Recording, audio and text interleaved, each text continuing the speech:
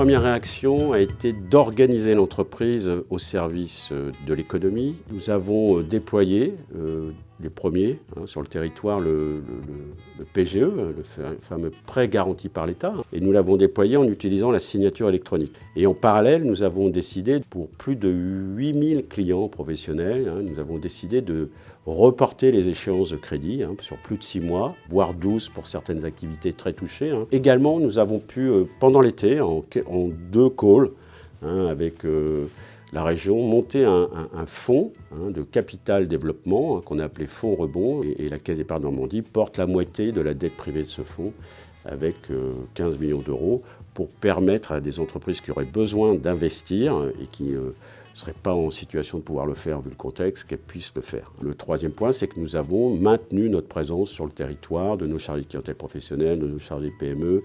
On a monté des dispositifs de visio avec nos clients. Nous avons déployé massivement le télétravail avec des ordinateurs portables sécurisés. Il nous a permis d'être opérationnels quasiment tout le temps dans cette période très particulière. Nous avons fait notre meilleure année en termes de financement depuis 10 ans, en atteignant 3 milliards d'euros d'engagement de crédit sur le territoire normand, avec en particulier une montée en puissance des financements sur les énergies renouvelables, des financements structurés assez complexes avec des équipes dédiées autour de l'éolien en mer, Saint-Nazaire, mais Fécamp maintenant sur le territoire. Et puis la plateforme de financement participatif, Kiwai, qui permet de mettre en avant des projets de transition écologique, mais qui garantit le capital et l'intérêt aux investisseurs normands et qui s'est terminé avec le financement de près d'1 million d'euros pour le parc éolien de Fécamp. Nous sommes la première banque française labellisée B Corp, Benefit Corporation, ce qui garantit à la fois une performance économique, mais d'être au service à la fois des parties prenantes internes, mais aussi et surtout des parties prenantes externes et du territoire. Et puis notre fonds de dotation de solidarité qui fait des dons, ce sont bien des dons, des subventions qui ne sont pas remboursables, et nous avons doté un peu plus de 850 000 euros sur l'exercice 2020, avec en particulier un angle qui avait été pris autour de la mobilité. C'était l'appel à projets que nous avions lancé autour de l'été.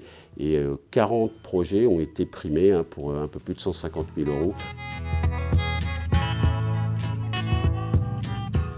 Beaucoup se sont adaptés. On l'a bien vu dans les commerces de proximité.